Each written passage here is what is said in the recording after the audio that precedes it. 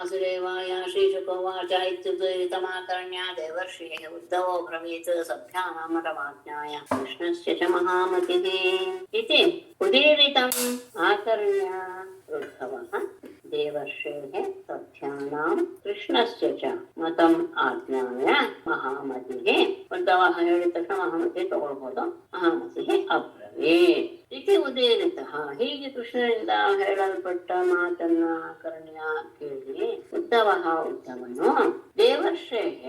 ದೇವರ್ಷಿಗಳಾದ ನಾರದರ ಸಭ್ಯಾನಾಂ ಅಲ್ಲಿ ನೆರೆದಿರುವಂತಹ ಸಭಾಸದರ ಕೃಷ್ಣನ ಮತಂ ಅಭಿಪ್ರಾಯವನ್ನು ಆಜ್ಞಾನ ತಿಳಿದು ಮಹಾಮತಿಗೆ ಅತ್ಯಂತ ಬುದ್ಧಿಶಾಲಿಯಾದ ಅವನು ಅಬ್ರವೀತ್ ತನ್ನ ಅಭಿಪ್ರಾಯವನ್ನ ಹೇಳೋದಕ್ಕೆ ಶುರು ಮಾಡಿದ.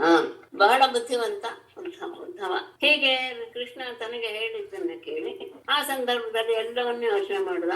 ನಾರದರು ಹೇಳುವಂತಹ ವಿಷಯ ಯಾವುದು, ಅಲ್ಲಿ ನಡೆದಿರುವಂತಹ ಸಭೆಯಲ್ಲಿ ಬಂದಂತಹ ಆ ಸಮಾಸದರ ಅಭಿಪ್ರಾಯ ಏನು, ಕೃಷ್ಣನ ಅಭಿಪ್ರಾಯ ಏನು, ಇದೆಲ್ಲವೂ ಸಹ ಒಂದೊಮ್ಮೆ ವಿಚಾರ ಮಾಡಿ, ಯಾಕಂದ್ರೆ ಮಹಾಬುದ್ಧಿಶಾಲಿ ಮಹಾಮತಿ ಎನ್ನುವುದನ್ನೇ ಶಬ್ದನ ತಗೊಂಡ್ಬಿಟ್ಟಿದ್ದಾರೆ. ಅಂತಹ ಉದ್ಧವನಷ್ಟು ಬುದ್ಧಿವಂತ ಯಾರೂ ಇರ್ಲಿಲ್ಲ ಅನ್ನೋದು ವಿಶೇಷ. ಹೇಳ್ತಾರೆ, ಯಾವಾಗ್ಲೂ ಹೇಳ್ತಾರೆ ಉದ್ಧವನ ಹಾಗೆ ಅಂತ ಪ್ರಸಿದ್ಧ. ಅವನ್ನ ಹೇಳೋದಕ್ಕೆ ಶ್ರಮ ಮಾಡ್ತಾರೆ. ಏನಂತ ಉದ್ಧವವಾಚ ಯದುಕ್ತಂ ಋಷಿಣಾ ದೇವ ಸಾಚಿವ್ಯಂ ನಕ್ಷತಸ್ತಯ ಕಾರ್ಯಂ ವೈತೃಷ್ಯಸ್ಯ ರಕ್ಷಾ ಚ ಶರಣೈಷಿಣಾಂ ದೇವಂ ಋಷಿಣಾ ಯದುಕ್ತಂ ವೈತೃಷ್ಯಸ್ಯ ಸಾಚಿವ್ಯಂ ಯಕ್ಷತಃ ತ್ವಯಾ ಶರಣೈಷಿಣಾಂ ಕಾರ್ಯಂ ದೇವಂ ಋಷಿಣಾ ಯದುಕ್ತಂ ಪೈತೃಶ್ವಶೇಯಸ್ಯ ಸಾಚಿವ್ಯಂ ಯಕ್ಷತಃ ತ್ವಯಾ ಕಾರ್ಯಂ ಶರಣೈಷಿಣಾಂ ರಕ್ಷಾ ಚ ಕಾರ್ಯಂ ಅಷ್ಟೇನಿಲ್ಲ. ಅದಕ್ಕೆ ಸ್ವಲ್ಪ ಗಮನಿಸುತ್ತೆ, ಅಲ್ಲೇ ಕಾರ್ಯ ಅನ್ನೋ ಶಬ್ದವನ್ನ ಸೇರಿಸ್ಕೋಬೇಕು. ದೇವ ಪರಮಾತ್ಮನೇ ಋಷಿಣಾ ಯದುಕ್ತಂ, ದೇವ ಋಷಿಗಳಾದಂತಹ ನಾರದರು ಏನು ಹೇಳಿದರು ಅದೇ ರೀತಿಯಲ್ಲಿ ನೀನು ಪೈತೃಶ್ವಶ್ರೇಯಸ್ಯ ನಿನ್ನ ಸೋದರತ್ತೆಯ ಮಗನಾದಂತಹ ಧರ್ಮರಾಯನಿಗೆ ತ್ವಯಾ ಸಾಚಿವ್ಯಂ ಯಕ್ಷತಃ ಆತನಿಗೆ ಸಹಾಯ ಮಾಡುವಂತಹ ರೀತಿಯಲ್ಲಿಯೇ ತ್ವಯಾ ಕಾರ್ಯಂ ನೀನು ಕಾರ್ಯವನ್ನು ಮಾಡಬೇಕು. ಅಂದ್ರೆ ಆತನಿಗೆ ಸಹಾಯ ಎನ್ನುವುದೇ ನೀನು ಮಾಡಬೇಕಾದ ಕಾರ್ಯ. ಅದರಿಂದ ಶರಣೈಷಿಣಾಂ ರಕ್ಷಾ ಚ ಕಾರ್ಯ, ನಿನ್ನನ್ನ ಶರಣು ಹೊಂದಿರುವಂತಹ ರಾಜರ ರಕ್ಷಣೆಯನ್ನು ಸಹ ನೀನು ಮಾಡಬೇಕು. ದೇವರ್ಷಿಗಳು ಹೇಳಿದಂತೆ ಯಾಗವನ್ನು ಮಾಡಬೇಕು ಅಂತ ಬಯಸಿರುವಂತಹ ಧರ್ಮರಾಯನಿಗೆ ಸಹಾಯ ಮಾಡಬೇಕು ಎನ್ನುವುದು ಹೌದು. ಹಾಗೆ ಶರಣಾಗತರಾದಂತಹ ರಾಜರ ರಕ್ಷಣೆಯನ್ನು ಮಾಡಬೇಕು ಅನ್ನೋದು ಸರಿ. ಯಾವುದರಿಂದ ಎರಡೂ ಕೆಲಸ ಆಗುತ್ತೆ ಅಂದ್ರೆ ಎಷ್ಟವ್ಯಂ ರಾಜಸೂಯೇನ ದಿಕ್ಚಕ್ರಜೈನ ವಿಭೋ ಅಥೋ ಜರಾಸುತಜಯ ಉಭಯಾರ್ಥೋ ಮತೋ ಮಮ. ವಿಭೋ ದಿಕ್ಚಕ್ರಜೈನ ರಾಜಸೂಯೇನ ಎಷ್ಟವ್ಯಂ ಅತಃ ಜರಾಸುತಜಯ ಉಭಯಾರ್ಥಃ ಮಮ ಮತಃ. ವಿಭೋ ಪರಮಾತ್ಮನೇ ದಿಕ್ಚಕ್ರಜೈನ ಎಲ್ಲ ದಿಕ್ಕುಗಳನ್ನು ಗೆಲ್ಲುವಂತಹ ರಾಜಸೂಯದಿಂದ ಎಷ್ಟವ್ಯಂ ಯಾಗ ಮಾಡಬೇಕು. ಯಾಕಂದ್ರೆ ಅದರ ಉದ್ದೇಶವೇ ಏನು, ಎಲ್ಲ ರಾಜರನ್ನು ಮೊದಲು ಗೆದ್ದುಕೊಂಡು ಬರ್ಬೇಕು ಅಥವಾ ಅವರ ಅನುಮತಿ ಬೇಕು, ನೀನು ಚಕ್ರವರ್ತಿಯನ್ನು ಒಪ್ಕೊಳ್ತೀವಿ ಅಂತ. ಹಾಗೆ ದಿಕ್ಕುಗಳಲ್ಲಿರುವಂತಹ ಎಲ್ಲ ರಾಜಗಳನ್ನು ಅಂದ್ರೆ ದಿಗ್ವಿಜಯವನ್ನ ರಾಜಸೂಯದಿಂದ ನಾವು ಯಾಗ ಮಾಡೋದ್ರಿಂದ ನಾವು ಮಾಡಬೇಕಾಗಿದೆ. ಅದರಿಂದಲೇ ಜರಾಸಂಧನನ್ನು ಸಹ ಗೆಲ್ಲುವುದು ಸಾಧ್ಯ. ಹಾಗಾಗಿ ಭಯಾರ್ಥ ಮಮ ಮತ. ಹೀಗೆ ಮಾಡಕ್ ಹೊರಟ್ರೆ ಎರಡೂ ಕೆಲಸಗಳಿಗೂ ಸಹ ಸಾಧ್ಯವಾಗುತ್ತೆ ಅನ್ನೋದು ನನ್ನ ಅಭಿಪ್ರಾಯ. ಯಾಕೆಂದ್ರೆ ರಾಸೂಯ ಯಾಗವನ್ನು ಮಾಡುವಂತವನು ಮೊದಲು ದಿಗ್ವಿಜಯಕ್ಕೆ ಹೊರಡಬೇಕು ಅನ್ನೋದು ನಿಯಮ. ದಿಗ್ವಿಜಯವನ್ನ ಮಾಡಕ್ಕೆ ಹೊರಟ ಅಂದ್ರೆ ಅದಾದ್ಮೇಲೆ ಬಂದು ಇದು ಯಾಗ ಮಾಡ್ಬೇಕು. ದಿಗ್ವಿಜಯನ ಮಾಡುವಾಗ ಎಲ್ಲದರನ್ನು ಎದುರಿಸಬೇಕಾದಾಗ ಜರಾಸಂಧನನ್ನು ಎದುರಿಸುವಂತಹ ಒಂದು ಸಂದರ್ಭ ಒಂದೇ ಬರುತ್ತೆ. ಆಗ ಜರಾಸಂಧನ ಜೊತೆ ಯುದ್ಧ ಆಗತ್ತೆ, ಅವನ್ನ ಗೆದ್ದು ಇದೆರಡೂ ಕೆಲಸ ಇದೊಂದರಿಂದಲೇ ಆಗುತ್ತೆ ಅನ್ನೋದು ನನ್ನ ಅಭಿಪ್ರಾಯ. ಆದರೆ ಜರಾಸಂಧನನ್ನ ಗೆಲ್ಲುವುದು ಸ್ವಲ್ಪ ಕಷ್ಟ ಇದೆ. ಅಲ್ಲ, ಜರಾಸಂಧನನ್ನ ಗೆಲ್ಲೋದರಿಂದ ಅನೇಕ ಅನೇಕ ರೀತಿಯ ಅನುಕೂಲ ಇದೆ, ಆದರೆ ಜರಾಸಂಧನನ್ನು ಗೆಲ್ಲುವುದು ಸ್ವಲ್ಪ ಕಷ್ಟ. ಅಸ್ಮಾಕಂಚ ಮಹಾನರ್ಥಃ ಹೇತೇನೈವ ಭವಿಷ್ಯತಿ ಯಶಶ್ಚ ತವ ಗೋವಿಂದ ರಾಜ್ಞೋ ಬದ್ಧಾಭಿಮುಂಚತಃ. ಏತೇನ ಏವ ಅಸ್ಮಾಕಂ ಮಹಾನರ್ಥಃ ಭವಿಷ್ಯತಿ ಗೋವಿಂದ ಬದ್ಧಾನ್ ರಾಜ್ಞಃ ವಿಮುಂಚತಃ ತವ ಯಶಃ ಚ. ಏತೇನೈವ, ಈ ರೀತಿಯಾಗಿ ಮಾಡೋದ್ರಿಂದಲೇ, ಅಂದ್ರೆ ಜರಾಸಂಧನನ್ನು ನಾವು ರಾಜಯಾಗದ ನಿಮಿತ್ತವಾಗಿ ಹೋಗಿ ನಾವು ನಾಶ ಮಾಡುವುದರಿಂದಲೇ ಅಸ್ಮಾಕಂ ಮಹಾನರ್ಥ, ನಮಗೆ ಅತ್ಯಂತ ಉತ್ತಮವಾದಂತಹ ಲಾಭವು ಭವಿಷ್ಯತಿ ಆತೆ. ಯಾಕೆಂದರೆ ಜರಾಸಂಧನನ್ನು ಕೊಂದ ಅಂತ ಹೇಳಿ ಅದರ ಮೇಲೆ ಒಂದಷ್ಟು ಆರೋಪ ಮಾಡುವಂತಹ ಒಂದಷ್ಟು ರಾಜರು ಬರ್ತಾರೆ, ನಿರ್ವಾಲಾದರು ಬರ್ತಾರೆ, ಅವರ ಮರಣ ಆಗುತ್ತೆ. ಇದೆಲ್ಲವೂ ಸಹ ತಾನಾಗೆ ಆಗಿಬಿಡುತ್ತೆ. ನಮ್ಮ ಉದ್ದೇಶ ಅದೇನೆ, ದುಷ್ಟರನ್ನ ನಾಶ ಮಾಡೋದೆ. ಅದು ತಾನಾಗೆ ಬಂದು ಒದಗುತ್ತೆ. ಅಷ್ಟೇ ಅಲ್ಲ, ಗೋವಿಂದ ಪರಮಾತ್ಮನೇ ಬದ್ಧಾನ ರಾಜ್ಞಃ ವಿಮುಂಚತಃ, ಬಂದಿಗಳಾಗಿರುವಂತಹ ರಾಜರನ್ನ ಬಿಡಿಸಿದಂತಹ ನಿನಗೆ ಯಶಶ್ಚ, ಕೀರ್ತಿಯು ಸಹ ಬರುತ್ತೆ. ರಾಜರನ್ನ ಬಿಡಿಸ್ಬೇಕು ಅಂತ ಅವರೇ ಕಳಿಸಿದ್ದಾರೆ, ಅವ್ರನ್ನ ಬಿಡಿಸ್ಬೇಕು. ಅವರನ್ನ ಬಿಡಿಸಿದಂತಹ ಒಂದು ಕೀರ್ತಿಯು ನಿನಗೆ ಬರುತ್ತೆ. ಅಷ್ಟೇ ಅಲ್ಲ, ಜರಾಸಂಧನನ್ನ ನಾಶ ಮಾಡೋದ್ರಿಂದ ಅನೇಕ ಪ್ರಯೋಜನಗಳು ನಮಗೆ ಮುಂದೆ ಆಗುತ್ತೆ. ಆದರೆ ಸವೈ ದುರ್ವಿಷಹೋ ರಾಜ ನಾಗಾಯತ ಸಮೋ ಬಲೆ ಬಲಿನಾಮಪಿ ಚಾನ್ಯೇಷ ಭೀಮಂ ಸಮವಲಂಬಿನ. ಬಲೆ ನಾಗಾಯತ ಸಮಃ ರಾಜ ಅನ್ಯೇಷಾಂ ಬಲಿನಾಮಪಿ ಚ ದುರ್ವಿಷಃ ವೈ ಸಮಬಲಂ ಭೀಮಂ ವಿನಾ. ಮೊದಲ ತಗೋಣ. ಅನ್ಯೇಷಾಂ ಬಲಿನಾಮಪಿ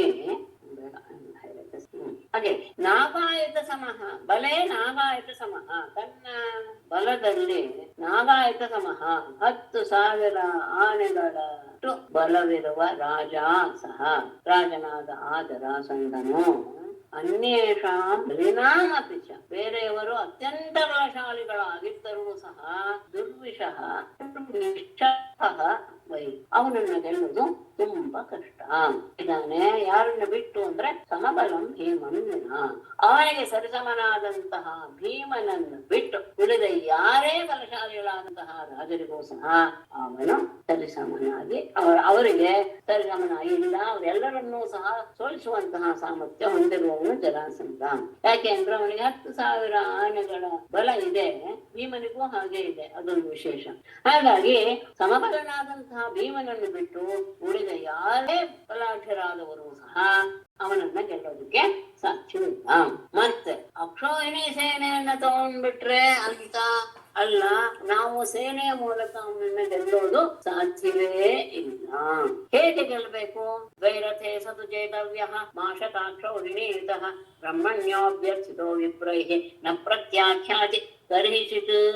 ಯದ್ಯಪಿ ಅವನಿಗೆ ಅಷ್ಟೆಲ್ಲ ಸಾಮರ್ಥ್ಯ ಇದ್ದರೂ ಸಹ ಅವನ ಸೇನಾ ಬಲವನ್ನ ತಗೊಂಡಾಗ ಅದೂ ಸಹ ಬಹಳ ಅಕ್ಷೋಹಿಣಿ ಗಟ್ಲ ಇದೆಯಲ್ಲ, 23 ಅಕ್ಷೋಹಿಣಿ ಬರ್ತಿದ್ದ ಅಂತ ಅನ್ಕೊಂಡಾಗ ಹೇಳ್ತಾರೆ, ಸತು ದ್ವೈರಥೇ ಏತವ್ಯ ತಥಾಕ್ಷೌಹಿಣೀಯುತಃ ವಿಪ್ರೈಃ ಅಭ್ಯರ್ಥಿತಃ ಬ್ರಹ್ಮಣ್ಯಃ ಕರ್ಹಿಚಿತ್ ನ ಪ್ರತ್ಯಾಖ್ಯಾತಿ. ಸೇನೆಯನ್ನ ಎದುರಿಸುವಂತಹ ಸಾಹಸಕ್ಕೆ ನಾವು ಕೈ ಹಾಕಬಾರ್ದು. ದ್ವೈರಥೆ ಸತು, ಆ ಜರಾಸಂಧನಾದರೂ ದ್ವೈರಥೆ ದ್ವಂದ್ವ ಯುದ್ಧದಲ್ಲಿ ಜಯಿತವ್ಯ ಗೆಲ್ಲಲ್ಪಡಬೇಕು. ಅವನನ್ನ ದ್ವಂದ್ವ ಯುದ್ಧದಲ್ಲಿ ಗೆಲ್ಲಬೇಕೆ ಹೊರತು ಶತಾಕ್ಷೋಹಿಣೀಯುತಃ 100 ಅಕ್ಷೋಹಿಣಿ ಸೇನೆಯಿಂದ ಕೂಡಿದಂತಹ ಅವನನ್ನ ಗೆಲ್ಲೋದು ಅಲ್ಲ. ಮಾಡಕ್ ಹೋಗ್ಬೇಡಿ, ಅವನನ್ನ ಗೆಲ್ಲಕ್ಕೆ ಆಗಲ್ಲ. ದ್ವಂದ್ವ ಯುದ್ಧದಲ್ಲಿ ಮಾತ್ರ ಅವನನ್ನ ಗೆಲ್ಲಕ್ ಸಾಧ್ಯ, ಅವನನ್ನ ಅಕ್ಷೋಹಿಣಿ ಸೇನೆ ಮೂಲಕ ಗೆಲ್ಲಕ್ಕೆ ಸಾಧ್ಯ ಇಲ್ಲ. ಅಲ್ಲ, ಅವನು ಅಕ್ಷೋಹಿಣಿ ಸೇನೆ ಮೂಲಕ ಯುದ್ಧಕ್ಕೆ ಬರ್ತಾನಲ್ವೇ, ಅವನನ್ನ ದ್ವಂದ್ವ ಯುದ್ಧಕ್ಕೆ ಹೇಗೆ ಆಹ್ವಾನಿಸೋದು ಅಂದ್ರೆ ಅದನ್ನು ನಾವೇ ಮಾಡ್ಬೇಕು. ಯಾಕೆ ಅಂದ್ರೆ ಅವನು ಅದಕ್ಕೆ ಒಪ್ಪು ಹಾಗೆ ಮಾಡ್ಬೇಕು. ವಿಪ್ರೈಹಿ ಬ್ರಾಹ್ಮಣರಿಂದ ಅಭ್ಯರ್ಥಿತ ಯಾಚನೆ ಮಾಡಲ್ಪಟ್ಟ ಬ್ರಹ್ಮಣ್ಯ, ಅದು ಬಹಳ ತುಂಬಾ ಮುಖ್ಯ ಶಬ್ದ. ಬ್ರಾಹ್ಮಣರನ್ನ ದೇವರು ಎಂದು ಭಾವಿಸಿರುವಂತಹ ಅವನು ಕರಹಿಸಿತು ಎಂದಿಗೂ ಸಹ ನ ಪ್ರತ್ಯಾಖ್ಯಾತೆ, ತಿರಸ್ಕಾರ ಮಾಡೋದಿಲ್ಲ. ಬ್ರಾಹ್ಮಣರ ರೂಪದಿಂದ ಹೋಗಿ ಅದನ್ನ ಕೇಳಬೇಕು, ದ್ವಂದ್ವ ಯುದ್ಧಕ್ಕೆ ಬಾ ಅಂತ. ಬ್ರಾಹ್ಮಣರ ಬಗ್ಗೆ ಅವನಿಗೆ ಅತ್ಯಂತ ಗೌರವವಿರೋದ್ರಿಂದ ಅವನು ಅವರು ಬಂದು ಕೇಳಿಕೊಂಡ್ರೆ ಅವನು ಇಲ್ಲ ಅಂತ ಹೇಳೋದೇ ಇಲ್ಲ. ಈ ರೀತಿಯಾಗಿ ಉಪಾಯ ಮಾಡಿ ಅವರನ್ನ ಗೆಲ್ಲಬೇಕು. ಹಾಗಾಗಿ ಏನ್ ಮಾಡ್ಬೇಕು? ಬ್ರಹ್ಮವೇಷಧರೋಗತ್ವ ಸಂಭಿಕ್ಷೇಷ ವೃಕೋದರ ಅನಿಶ್ಯತಿನ ಸಂದೇಹ ದ್ವೈರತೆ ತವ ಸನ್ನಿಧೌ. ಬ್ರಹ್ಮವೇಷಧರ ವೃಕೋದರ ತಂ ದತ್ವಾ ಭಿಕ್ಷೇತ ತವ ಸನ್ನಿಧೌ ದ್ವೈರಥೆ ಹನಿಷ್ಯತಿ ನ ಸಂದೇಹ.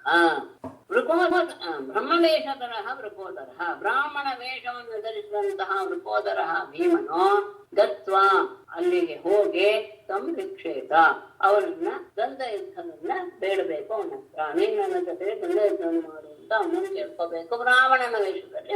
ಆಗ ತವ ಸನ್ನಿಧೌ ನಿನ್ನ ಎದುರಿಗೇನೆ ದ್ವೈರಥೆ ದ್ವಂದ ಯುದ್ಧದಲ್ಲಿ ಅನಿಶ್ಯತೆ ಜರಾಸಂಧನನ್ನ ಭೀಮ ಕೊಂದಾಡ್ತಾನೆ. ನ ಸಂದೇಹ, ಇದ್ರ ಬಗ್ಗೆ ಸಂದೇಹ ಬೇಡ. ಯಾಕೆಂದ್ರೆ ನಿನ್ನ ಸಾನ್ನಿಧ್ಯ ಇರೋದ್ರಿಂದ ಅದು ಯಾವತ್ತೂ ಸಹ ಸರಿಯಾದ ರೀತಿಯಲ್ಲಿ ಆಗೋದ್ರಿಂದ ಭೀಮ ಜರಾಸಂಧನನ್ನ ಕೊಂದಾಡ್ತಾನೆ. ಈ ವಿಷಯದಲ್ಲಿ ಸಂದೇಹ ಬೇಡ. ಯಾಕೆ ಅಂದ್ರೆ ಎಲ್ಲದಕ್ಕೂ ಸಹ ನೀನೇ ಕಾರಣ, ಎಲ್ಲದಕ್ಕೂ ನೀನೇ ಕಾರಣ. ಇಲ್ಲಿ ಭೀಮನೂ ಸಹ ನಿಮಿತ್ತನೇ ಆಗ್ತಾನೆ ಅನ್ನೋದನ್ನ ಮುಂದೆ ಶ್ಲೋಕದಿಂದ ತುಂಬಾ ಚೆನ್ನಾಗಿ ಹೇಳಿದ್ದಾರೆ. ನಿಮಿತ್ತಂ ಪರಮೇಶಸ್ಯ ವಿಶ್ವಸರ್ಗ ನಿರೋಧಯೋ ಹಿರಣ್ಯಗರ್ಭ ಸರ್ವಶ್ಚ ಕಾಲಸ್ಯ ಅರೂಪಿಣಸ್ತವ. ವಿಶ್ವಸರ್ಗ ನಿರೋಧಯೋ ಅರೂಪಿಣಃ ಕಾಲಸ್ಯ ಈಶಸ್ಯ ತವ ಹಿರಣ್ಯಗರ್ಭಃ ಸರ್ವಃ ಚ ಪರಂ ನಿಮಿತ್ತಂ. ವಿಶ್ವಸರ್ಗ ನಿರೋಧಯೋ, ವಿಶ್ವದ ಸೃಷ್ಟಿ ಮತ್ತು ನಿರೋಧ ನಿಯಂತ್ರಿಸುವಂತಹ ಎಲ್ಲ ವಿಷಯದಲ್ಲಿ ಅರೂಪಿಣಃ ರೂಪವಿಲ್ಲದ ಕಾಲಸ್ಯ, ಕಾಲಕ್ಕೆ ರೂಪ ಇಲ್ಲ, ರೂಪರಹಿತನಾದಂತಹ ಕಾಲರೂಪಂತಹ ಈಶಸ್ಯ ತವ ಎಲ್ಲವನ್ನೂ ನಿಯಂತ್ರಿಸುವಂತಹ ಒಡೆಯನಾದ ನಿನಗೆ ಹಿರಣ್ಯಗರ್ಭ ಸರ್ವಃ ಚ, ಹಿರಣ್ಯಗರ್ಭ ಮತ್ತು ಅಂದ್ರೆ ಬ್ರಹ್ಮ ಮತ್ತು ರುದ್ರರು ಅವರು ಸಹ ಪರಂ ನಿಮಿತ್ತಂ. ಕೇವಲ ಅವರು ಸೃಷ್ಟಿ ಲಯವನ್ನು ಮಾಡ್ತಾರೆ ಅನ್ನೋದಕ್ಕೆ ಅವರಿಬ್ಬರು ನಿಮಿತ್ತ ಮಾತ್ರವೇ ಹೊರತು ಕಾಲರೂಪವಾದಂತಹ ನಿನ್ನ ಮುಂದೆ ಉಳಿದದ್ದು ಯಾವುದೂ ಸಹ ಸ್ವತಂತ್ರವಲ್ಲ. ಆದ್ರೆ ನಿಮಿತ್ತ ಮಾತ್ರವಾಗಿ ಅವರು ಇರ್ತಾರೆ. ಎಲ್ಲವನ್ನೂ ನಿಯಂತ್ರಿಸುವಂತಹ ರೂಪರಹಿತ ಕಾಲಾತ್ಮನಾಗಿರುವಂತಹ ನಿನಗೆ ವಿಶ್ವದ ಸೃಷ್ಟಿ ಲಯವೂ ನಿನ್ನಿಂದಲೇ. ಆದ್ರೆ ಆ ವಿಶ್ವದ ಸೃಷ್ಟಿ ಲಯವನ್ನ ಮಾಡ್ತಾ ಇರೋರು ಬ್ರಹ್ಮ ಮತ್ತು ರುದ್ರರೇ ಅಂದ್ರೆ ಅವರಿಬ್ಬರೂ ಸಹ ಕೇವಲ ನಿಮಿತ್ತ ಮಾಡ್ತಾರೆ. ಹಾಗಾಗಿ ನೀನು ಅಲ್ಲಿ ಇರುವಾಗ ಭೀಮನೂ ಸಹ ನಿಮಿತ್ತನೇ. ಆ ಭೀಮ ನಿಮಿತ್ತ ರೂಪದಿಂದ ಅವನನ್ನ ಸಾಯಿಸ್ತಾನೆ, ಅದು ಸಂದೇಹ ಬೇಡ. ಆಗ ಏನಾಗತ್ತೆ, ಇದೆಲ್ಲವೂ ಆದ ಮೇಲೆ ಏನಾಗತ್ತೆ ಅಂದ್ರೆ ಗಾಯಂತಿತೆ ವಿಷದ ಕರ್ಮ ಗೃಹೇಶು ದೇವ್ಯ ರಾಜ್ಞಾಂ ಸಶತ್ರುವಧಂ ಆತ್ಮವಿಮೋಕ್ಷಣಂಚ ಗೋಪ್ಯಶ್ಚ ಕುಂಜರಪತೆ ಜನಕಾತ್ಮಜಾಯಾಃ ಪಿತ್ರೋಶ್ಚ ಲಬ್ಧ ಶರಣಾಃ ಮುನಯೋ ವಯಂಚ. ಜರಾಸಂಧನನ್ನ ನೀನು ಕೊಂದ ಮೇಲೆ ತೇ ವಿಷದ ಕರ್ಮ ದೇಯಃ ರಾಜ್ಞಾಂ ದೇವ್ಯಃ ಗೃಹೇಶು ಸಶತ್ರುವಧಂ ಆತ್ಮವಿಮೋಕ್ಷಣಂಚ ವಿಷದ ಕರ್ಮ. ಇಲ್ಲ ತಗೊಳ್ಳೋದು, ಅಲ್ಲ ತಗೊಂಡು ಸ್ವಲ್ಪ ದೂರ ಆಗುತ್ತೆ. ಗಾಯಂತಿ ಹೇಗೆ ಗೋಪ್ಯ ಕುಂಜರಪತೆ ಜನಕಾತ್ಮಜಾಯಾಃ ಪಿತ್ರೋಶ್ಚ ಲಬ್ಧ ಶರಣಾಃ ವಯಂ ಮುನಯಃ ಚ ಗಾಯಂತಿ ಅಂತ ಗಾಯಾಮಃ ಅಂತ ಸ್ವಲ್ಪ ಅನ್ವಯ ದೂರ ಇದೆ, ಗಮನಿಸ್ಕೊಳ್ಬೇಕು. ಇದೆ ಯಾವಾಗ ಜರಾಸಂಧನ ಮರಣವಾಗುತ್ತೋ ಆಗ ರಾಜ್ಞಾಂ ದೇವ್ಯ ನೀನು ಯಾರ್ಯಾರನ್ನು ಬಿಡಿಸ್ತೀಯೋ ಅಂತಹ ರಾಜರ ಪತ್ನಿಯರೆಲ್ಲರೂ ಸ್ವಶತ್ರುವಧಂ ತಮ್ಮ ಶತ್ರುವಿನ ವಧ ಮತ್ತು ಆತ್ಮವಿಮೋಕ್ಷಣಂ ರಾಜರು ತಮ್ಮ ಆದಂತಹ ವಿಷದ ಕರ್ಮ ತೇ ವಿಷದ ಕರ್ಮ ನಿನ್ನ ಆ ಧವಳ ಕೀರ್ತಿಯನ್ನ ಗಾಯಂತಿ ಹಾಡ್ತಾರೆ. ನೀನು ಜರಾಸಂಧ ಹೀಗೆ ಸತ್ತ ಮೇಲೆ ಆತನ ವಧೆಯನ್ನ ಮತ್ತು ರಾಜರ ಬಿಡುಗಡೆಯನ್ನು ಸಹ ಆ ರಾಜರ ಪತ್ನಿಯರಾದಂತಹವರು ಎಲ್ಲ ಕಡೆ ಆಡ್ತಾ ನಿನ್ನ ಕೀರ್ತಿಯನ್ನ ಎಲ್ಲ ಕಡೆ ಪ್ರಕಟಪಡಿಸ್ತಾರೆ. ಹೇಗೆ ಈಗಾಗಲೇ ಆ ಕೆಲಸ ನಡೀತಾ ಇದೆ. ಯಾರಿಂದ? ಬೇರೆಯವರಿಗೆ ನೀನು ಏನೇನ್ ಮಾಡಿದ್ಯಾ?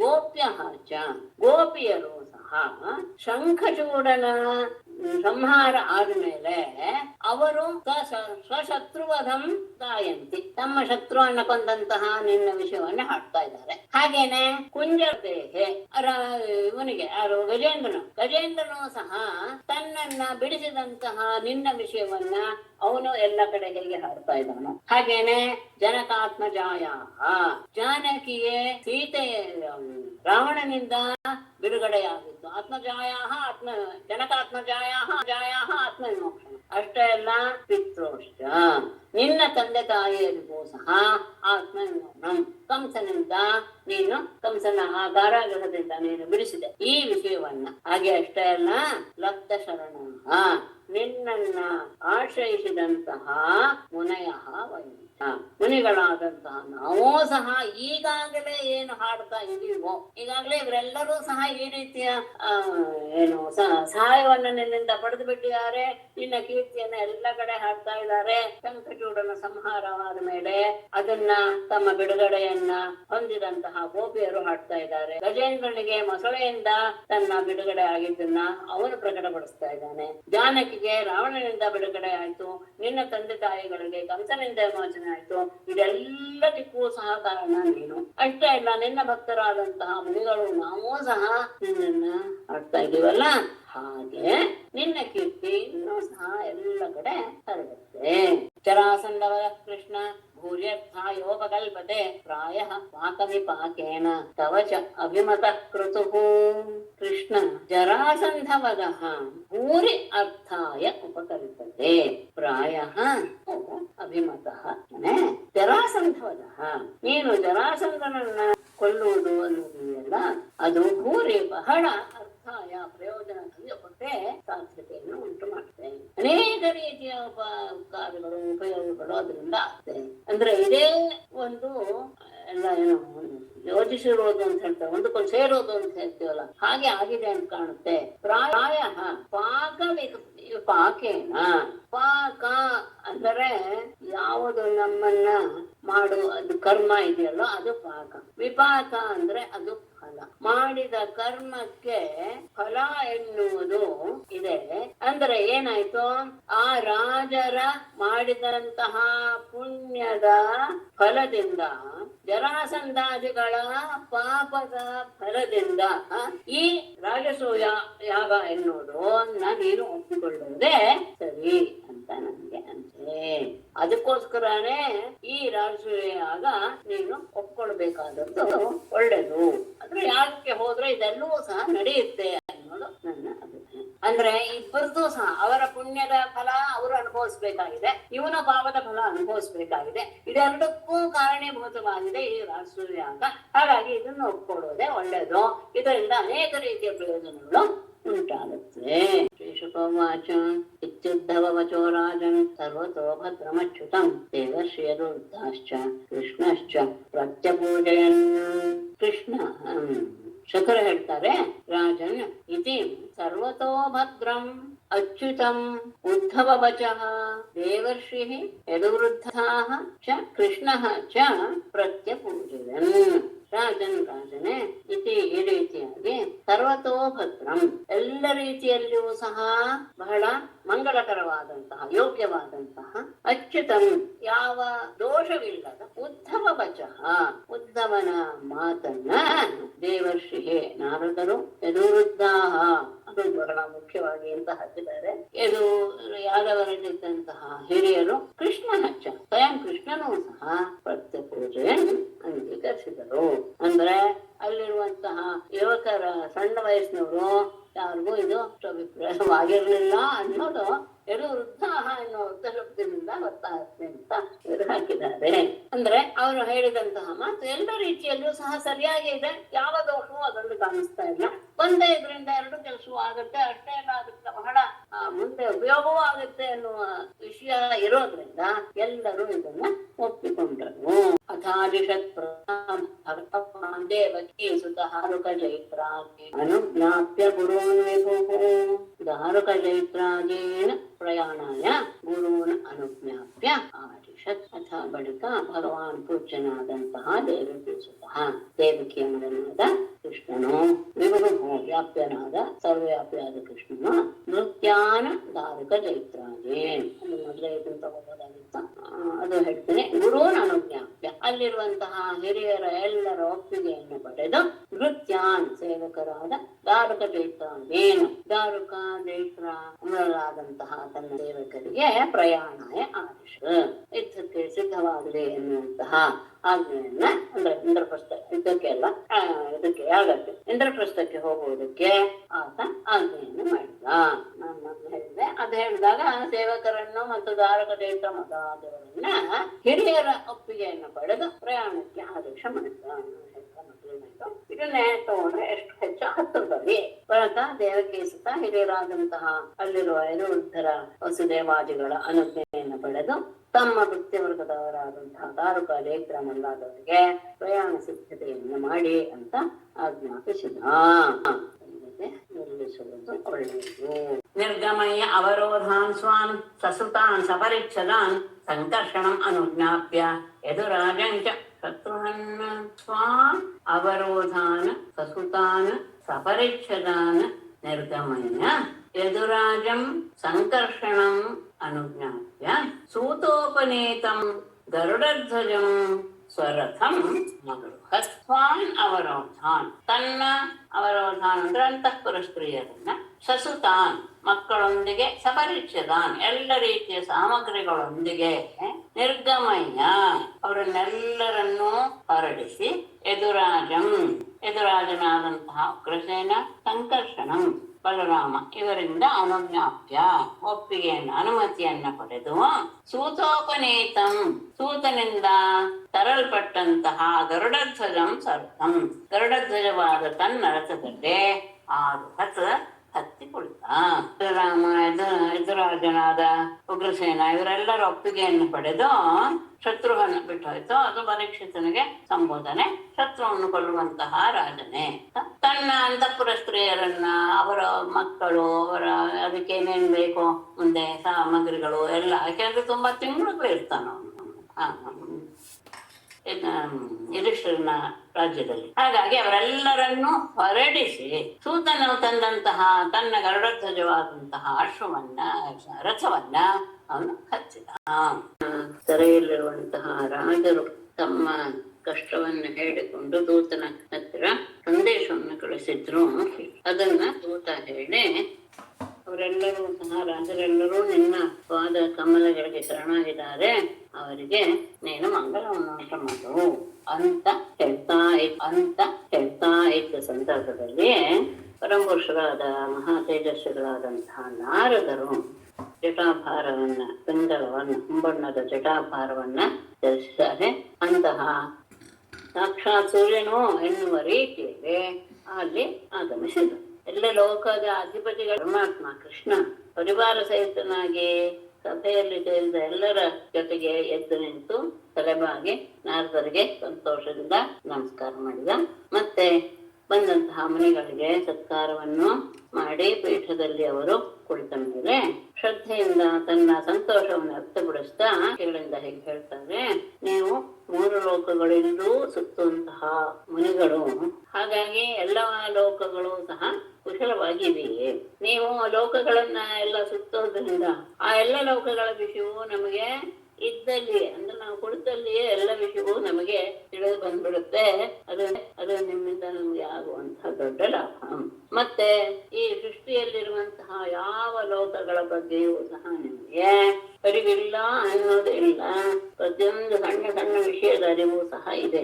ಈಗ ಪಾಂಡವರ ಮನಸ್ಸಿನಲ್ಲಿ ಅವರ ಚಿಂತನೆ ಎಲ್ಲ ಹೇಗಿದ್ದಾರೆ ಅವರು ಇತ್ಯಾದಿ ಪ್ರಶ್ನೆಯನ್ನ ಮಾಡಕ್ಕೆ ಎಷ್ಟು ಬರ್ತೇನೆ ಅಂತ ಕೇಳಿದಾಗ ನಾರದರು ಹೇಳ್ತಾರೆ, ವಿಶ್ವವನ್ನ ಸೃಷ್ಟಿ ಮಾಡುವಂತಹ ಚತುರ್ಮುಖನನ್ನೇ ನೀನು ಮರಳುಗೊಳಿಸುವಂತಹ ಮಾಯಾವಿ, ನಿನ್ನ ಮಾಯೆ ಎನ್ನು ನಾನು ಬಲ್ಲೆ. ಎಲ್ಲ ಕಡೆ ಹರಡಿರುವಂತಹ ನಿನ್ನ ಮಾಯೆ ಎನ್ನುವುದು ಯಾರಿಂದಲೂ ಮೇರಲು ಅಸಾಧ್ಯ.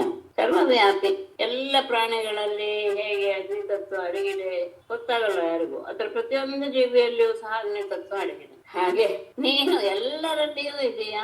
ನಿನ್ನ ಶಕ್ತಿಯಿಂದಲೇ ರಹಸ್ಯವಾಗಿ ಎಲ್ಲ ಕಡೆ ವ್ಯಾಪಿಸುವಂತಹ ನೀನು ಈ ಪ್ರಶ್ನೆ ಮಾಡಿದ್ದು ಮಾಡ್ತಾ ಇಲ್ಲ. ಯಾಕೆ ಅಂದ್ರೆ ನೀನು ಆ ಮಾಯೆಗೆ ಒಡೆಯ, ಆ ಮಾಯೆಯನ್ನ ತಿಳಿದವರು ಯಾರು ಇಲ್ಲ. ಈ ಜಗತ್ತನ್ನ ನಿನ್ನ ಮಾಯೆಯಿಂದಲೇ ಸೃಷ್ಟಿಸಿ ಅದನ್ನ ನಾಶ ಮಾಡಿ ಎಲ್ಲ ಮಾಡುವಂತಹ ನಿನ್ನ ಉದ್ದೇಶ ಏನು ಅನ್ನೋದು ಯಾರಿಗೂ ಸಹ ಗೊತ್ತಿಲ್ಲ.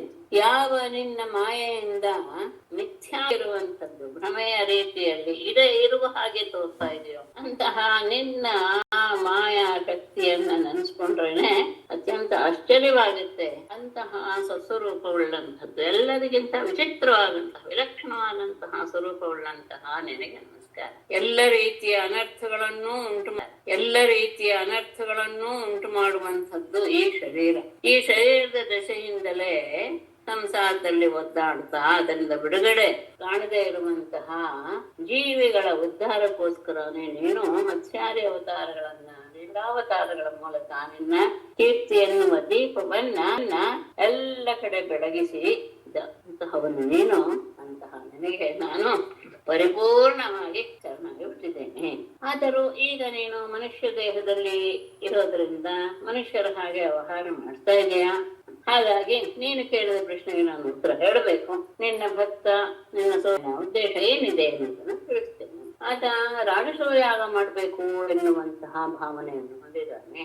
ಯಾಕೆ ಅಂದ್ರೆ ಎಲ್ಲ ರಾಜರುಗಳಲ್ಲಿಯೂ ಸಹ ತಾನು ಪ್ರಶಸ್ತಿಯನ್ನು ಪಡೆಯಬೇಕು ಎನ್ನುವುದು ಅವನ ಉದ್ದೇಶ.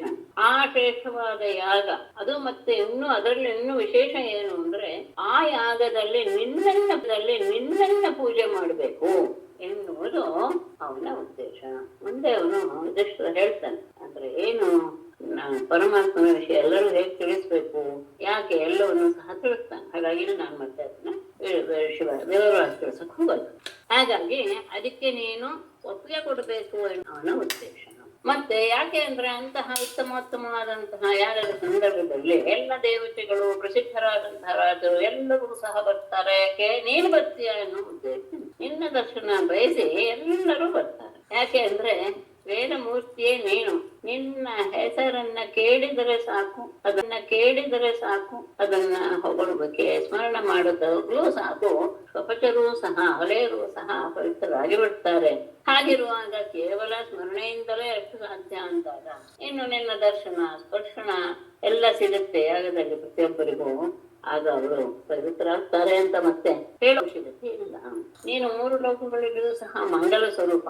ಈ 3 ಲೋಕದಲ್ಲಿ ಸ್ವರ್ಗ, ಪಾತಾಳ, ಭೂಲೋಕದಲ್ಲಿ ಹರಡಿರುವಂತಹ ನಿನ್ನ ಶುಭ್ರ ಕೀರ್ತಿ ಹೇಗಿದೆ ಅಂದ್ರೆ ಎಲ್ಲ ದಿಕ್ಕುಗಳಲ್ಲೂ ವ್ಯಾಪಿಸಿ ಅದರ ಮೇಲ್ಕಟ್ಟೋ ಎನ್ನುವ ಹಾಗೆ ಶೋಭಿಸ್ತಾ ಇದೆ. ಅಂದ್ರೆ ಅಲ್ಲಿ ಹೋಗಿ ನಿಂತಿದೆ ನಿನ್ನ ಕೀರ್ತಿ. ಹೇಗೆ ನಿನ್ನ ನೀರು ಸ್ವರ್ಗದಲ್ಲಿ ಮಂದಾಕಿ, ಪಾತಾಳದಲ್ಲಿ ಭೋಗವತಿ, ಭೂಲೋಕದಲ್ಲಿ ಗಂಗೆ ಎನಿಸಿಕೊಂಡು ವಿಶ್ವವನ್ನೇ ಪವಿತ್ರಗೊಳಿಸ್ತಾ ಇದೆ ಅಂತ ಆತ ನನಗೆ ಹೇಳಿದ್ರು. ಮಧ್ಯದಲ್ಲಿ ರಾಸು ಯಾಗದ ವಿಷಯ ಬಂದಿದ್ದು ಯಾಕೋ ಯಾಗವರಲ್ಲಿ ಕೆಲವರ ಮನಸ್ಸಿಗೆ ಸರಿ ಹೋಗಲಿಲ್ಲ. ಅವರೆಲ್ಲರಿಗೂ ಸಹ ಹೇಗಿನ್ನೂ ಒಂದಂತಹ ದೂತರ ವಿಷಯವನ್ನೇ ಮನಸ್ಸಿನ ಮೇಲೆ ಯುದ್ಧ ಮಾಡಬೇಕು ಎನ್ನುವಂತಹ ಆ ಯುದ್ಧದ ಆಕಾಂಕ್ಷೆ ಇದ್ದಂತಹವರು ಜರಾಸಂಧನ ಗೆದ್ದುಬಿಡೋಕೆ ಈ ಸಲ ಯಾಕೆ ಹೋಗೋದಿಕ್ಕೆ ಮನುಷ್ಯರೆಲ್ಲ ಅವರು ಒಪ್ಪಲೂ ಇಲ್ಲ. ಆಗ ಪರಮಾತ್ಮ ತನ್ನ ಮಂತ್ರಿಯಾದ ಉದ್ಧವನನ್ನ ನೋಡಿ ಮೃದುವಾದ ವಾಕ್ಯಗಳಿಂದ ಹೇಳ್ತಾನೆ.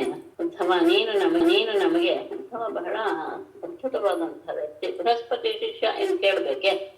ನೀನು ನಮ್ಗೆ ನೋಡುವ ಕಣ್ಣಿನ ಹಾಗಿದೀಯ, ಮತ್ತೆ ನಮ್ಗೆಲ್ಲರಿಗೂ ಮಿತ್ರನೂ ಹೌದು, ಮಂತ್ರಾಲೋಚನೆಯಲ್ಲಿ ಅಂತೂ ಅತ್ಯಂತ ಸಾಮರ್ಥ್ಯವನ್ನು ಹೊಂದಿದೀಯ. ಈಗ ನಾವೇನ್ ಮಾಡ್ಬೇಕು ಅನ್ನೋದನ್ನ ನೀನೇ ತಿಳಿಸು. ನೀನು ಏನೇ ಹೇಳಿದ್ರು ಸಹ ಅದನ್ನು ನಾವು ಶ್ರದ್ಧೆಯಿಂದ ಒಪ್ಪಿಕೊಂಡು ಅದರಂತೆ ನಾವು ನಡೀತೇವೆ.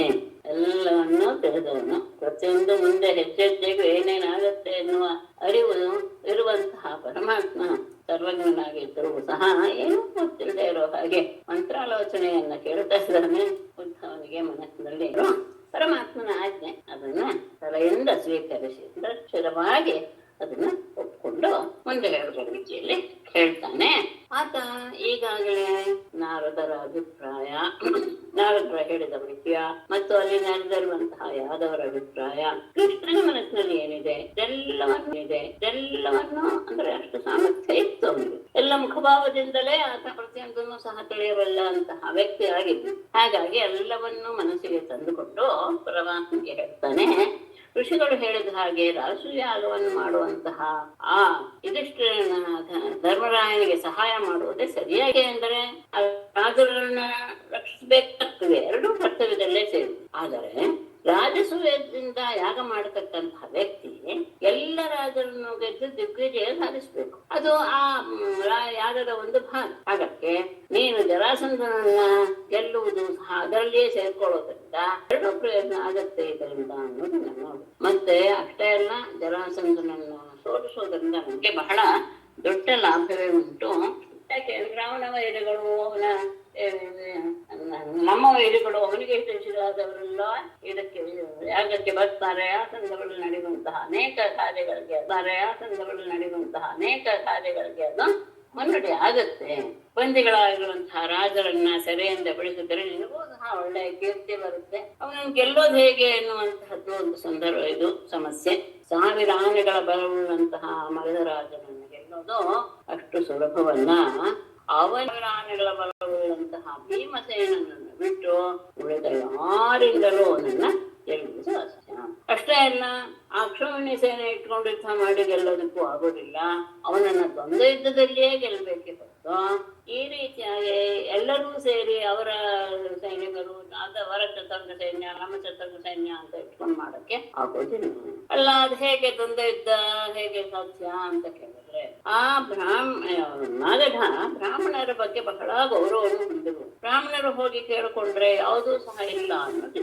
ಹಾಗಾಗಿ ಭೀಮಸೇನ ಬ್ರಾಹ್ಮಣ ವೇಷದಲ್ಲಿ ಹೋಗಿ ದ್ವಂದ್ವ ಯುದ್ಧವನ್ನ ಬ್ರಾಹ್ಮಣರು ಬೇಡಿದ್ದನ್ನ ಅವನು ಕೊಡ್ಲೇಬೇಕು, ಕೊಟ್ಟೆ ಕೊಡ್ತಾನೆ. ಆಗ ನೀನು ಸಹ ಅಲ್ಲೇ ಇರ್ತೀಯ, ನಿನ್ನ ಅನುಗ್ರಹವು ಅಲ್ಲೇ ಹಾಗೆ ಆಗ ಭೀಮ ಜರಾಸಂಧನನ್ನ ಕೊಂದು ಹಾಕ್ತಾನೆ.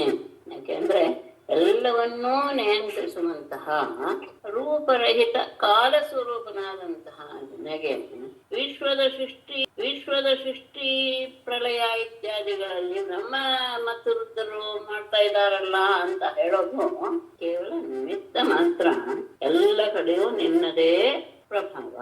ಹಾಗೆಯೇ ಭೀಮ ಕೊಲ್ತಾನೆ ಅಂತ ಆದರೂ ಸಹ ನೀನು ಇದ್ದಿದ್ದರಿಂದ ಅವನು ಭೀಮನೂ ಸಹ ನಿಮಿತ್ತ ಮಾತ್ರನಾಗಿ ಜರಾಸಂಧನನ್ನು ಕೊಲ್ತಾನೆ ಹೊರತು ಭಗವದ್ಗೀತೆಯಲ್ಲಿ ಬರುತ್ತಲ್ಲ, ಅರ್ಜುನನಿಗೆ ಅಷ್ಟು ಉಪದೇಶ ಮಾಡಿ ನೀವೇನಾದ್ರೂ ಕೊಲ್ಲೋದಿಲ್ಲ ಅಂತ ಹೇಳಿದ್ರೆ, ಈಗಾಗಲೇ ಅವರೆಲ್ಲರೂ ಸತ್ತು ಹೋಗಿದ್ದಾರೆ. ಆ 11ನೇ ಅಧ್ಯಾಯವನ್ನು ಅವನು ವಿಶ್ವರೂಪದರ್ಶನ ತೋರಿಸಿ ಅವ್ರು ಹೇಳಿದಾಗ ಆಮೇಲೆ ಹೇಳೋದು, ಎಲ್ಲರೂ ಈಗಾಗಲೇ ಮರಣವನ್ನ ತಾತ್ಪರ್ಯ ಏನೋ ಒಂದಷ್ಟು ಶರೀರ ಓಡಾಡ್ತಾ ಇದೆ, ಅದು ನೀನು ಮಾಡಲ್ಲ ಅಂದ್ರೂ ಅವರೇನು ಬದುಕಿದ್ದಾರೆ ಅಂತ ನೀನೇನು ಅನ್ಕೊಳ್ಳೇಬೇಡ.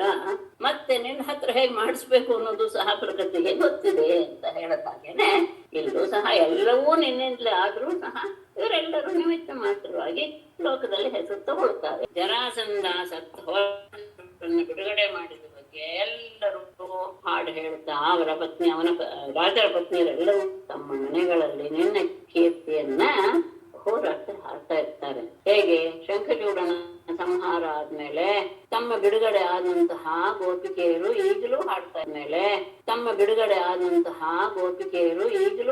ಇದ್ದಾರೆ. ಹಾಗೆ ಗಜೇಂದ್ರನಿಗೆ ಮಸಳೆಯಿಂದ ಬಿಡುಗಡೆ ಆದ್ಮೇಲೆ ಆದಂತಹ ಸಂದರ್ಭ, ಜಾನಕಿಗೆ ರಾವಣನಿಂದ ಬಿಡುಗಡೆ ಆದ ಸಂದರ್ಭ, ಅದಕ್ಕೆಲ್ಲ ನಿನ್ನೆ ಕಾರಣನಾಗಿದ್ಯಾ. ಮತ್ತೆ ನಿನ್ನ ತಂದೆ ತಾಯಿಗಳಿಗೂ ಸಹ ಕಂಸನಿಂದ ವಿಮೋಚನೆ ಆಗುತ್ತೆ. ಹೀಗೆ ಎಲ್ಲರಾದಂತಹ ಮುನಿಗಳು ಆಡ್ತಾನೆ ಇರ್ತಾರಲ್ಲ, ಹಾಗೆ ಈ ವಿಷಯವು ಇದ್ರ ಜೊತೆಗೆ ಸೇರ್ಕೊಳ್ತದೆ. ಮತ್ತೆ ಜರಾಸಂಧನ ವಧೆ ಅನೇಕ ರೀತಿಯ ಪ್ರಯೋಜನಗಳನ್ನು ಕೊಡುತ್ತೆ ನಮ್ಗೆ. ಮತ್ತೆ ಅಷ್ಟೇ ಅಲ್ಲ, ಅವನ ಪಾಪ ಕರ್ಮವೆಲ್ಲವೂ ಸಹ ಈಗ ಆಗಿದೆ. ಹಾಗಾಗಿ ಇದರ ಅಸೂಯಾಗುವೆ ಈಗ ಒಪ್ಕೊಳ್ಳುವಂತಹ ವಿಷಯ. ಯಾಗಕ್ಕೆ ಹೋದ್ರೆ ನೀನು ಎಲ್ಲವನ್ನೂ ಸಹ ನಡೆಯುತ್ತೆ ನಾವು ಹರಿಸ್ಬೋದು ಅಂತ ಹೇಳಿದ. ಸರಿ, ಉದ್ಧವನ ಮಾತನ್ನ ಕೇಳಿದ ಮೇಲೆ ಆ ಮಾತು ಎಲ್ಲ ರೀತಿಯಲ್ಲಿಯೂ ಸರಿಯಾಗಿದೆ ಅಂತ ಭಾವಿಸು ಸಹ ಒಳ್ಳೆಯದಾಗಿತ್ತು. ಯಾವ ತೊಂದರೆಯೂ ಆ ಮಾತಿನಲ್ಲಿ ಇರಲಿಲ್ಲ. ಹಾಗಾಗಿ ನಾರದರು, ಯದುವಂಶದ ಜ್ಯೇಷ್ಠರು ಮತ್ತು ಕೃಷ್ಣನೂ ಸಹ ಅವರ ಮಾತನ್ನ ಒಪ್ಪಿದ ಅನ್ನೋದಕ್ಕೆ ಇಲ್ಲಿ ಅದ್ಭುತವಾಗಿ ಒಂದು ಶಬ್ದ ಹೇಳ್ತಾರೆ, ಪ್ರತ್ಯಪೂಜೆಯನ್ ಅಂತ ಇದೆ. ಅಂದ್ರೆ ಇಲ್ಲಿ ಕೆಳಗಿನ ಟಿಪ್ಪಿನ ಹೇಳ್ಕೊಡ್ತಾರೆ, ಅವನು ಆಡಿದ ಪ್ರತಿಯೊಂದು ಪದವನ್ನು ಸಹ ಅವರು ಹೊಗಳಿದರು ಅಂತ ವಿಚಾರ ಮಾಡಿ ಮಾತಾಡುತ್ತವ ಎನ್ನುವ ಅಭಿಪ್ರಾಯವನ್ನ ಪ್ರತಿಯೊಬ್ಬರೂ ಸಹ ವ್ಯಕ್ತಪಡಿಸೋ ಯಾರು ಕೃಷ್ಣ ಅಂಶದ ಜ್ಯೇಷ್ಠರು ಅಷ್ಟೇ. ಅಂದ್ರೆ ಯದು ಅಂಶದಲ್ಲಿರುವ ಉಳಿದವರು ಯೌವನದಲ್ಲಿರುವಂತಹ ಸಣ್ಣವರಿಗೆ ಇತಿಹಾಸ ಇಷ್ಟ ಆಗಲಿಲ್ಲ ಅನ್ನೋದು ಗಮನಿಸ್ಬೇಕಾದದ್ದು, ಶಬ್ದದಿಂದ ಗಮನಿಸ್ಬೇಕಾದ. ಅದಾದ ಮೇಲೆ ಎಲ್ಲರಿಗೂ ಸಹ ಹೊರಲಿಕ್ಕೆ ಸಿದ್ಧವಾಗಿ ಅಂತ ಪರಮಾತ್ಮ ತನ್ನ ಸೇವಕರಾದಂತಹ ದಾರುಕ ಚೈತ್ರ ಮೊದಲಾದವರಿಗೆಲ್ಲರಿಗೂ ಸಹ ಆಜ್ಞೆ ಮಾಡಿದ. ಹೇಗೆ? ಗುರುಗಳ ನಾರಾಯಣಂ ನಮಸ್ಕೃತ್ಯ ನರಂ ಚೈವ ನರೋತ್ತಮಂ ದೇವೀಂ ಸರಸ್ವತೀಂ ವ್ಯಾಸಂ ತತೋ ಜಯಮುದೀರಯೇತ್. ಸರ್ವೇ ಭವಂತು ಸುಖಿನಃ, ಸರ್ವೇ ಸಂತು ನಿರಾಮಯಾಃ, ಸರ್ವೇ ಭದ್ರಾಣಿ ಪಶ್ಯಂತು, ಮಾ ಕಶ್ಚಿತ್ ದುಃಖಭಾಗ್ ಭವೇತ್. ಧನ್ಯವಾದಗಳು. ಧನ್ಯವಾದಗಳು. ನಮಸ್ತೆ.